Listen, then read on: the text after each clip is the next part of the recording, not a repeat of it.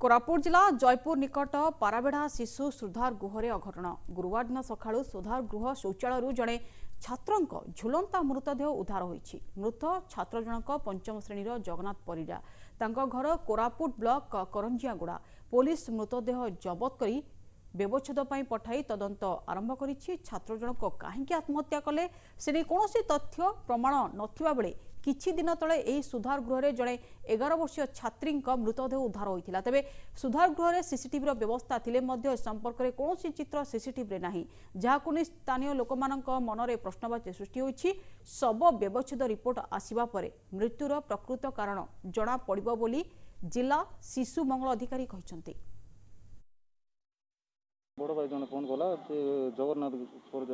Death जाइए मुझे शुणिकी पलैली जयपुर आसती गोटे काम थी बोली जीवी बोली पलैली बापा माँ मरीगले सान माँ थी अलग लोक पलैला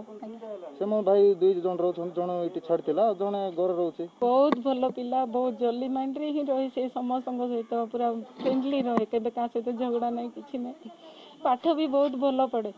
आउ एटेंडेंस तो सब बेले तार फुल 100% एटेंडेंस बहुत भल पिलाटा मु भाभी नी सी जगन्नाथ जमी कर तो छोट बड़ पढ़ूलु सर माने प्राइमरी ब्लॉक कॉलोनी स्कूल पढ़ूला ये मिसला ये आसला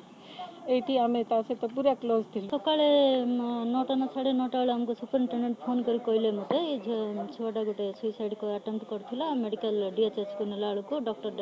डेथ डिक्लेयर कले बोले से खबर पाइला परे आम आसिलु आमर मेंबर सार आछन्ते धर्मेंद्र कुमार जेना आसी देखिलु से कौन लेट्रिन रे बाथरूम टॉयलेट जाइथिला से स्काईलार्क रे से हैंगिंग होके तार डेथ होइछि। तो आम तो किसी कहि परिया नै जेतो ए सिचुएशन टा खराब अछि तो बॉडीटा टिल डीएचएच रे अछि पोस्टमार्टम हला परे तो जने भाई अछन्ते तो से भाई को डेड बॉडीटा हैंड ओवर करिवो।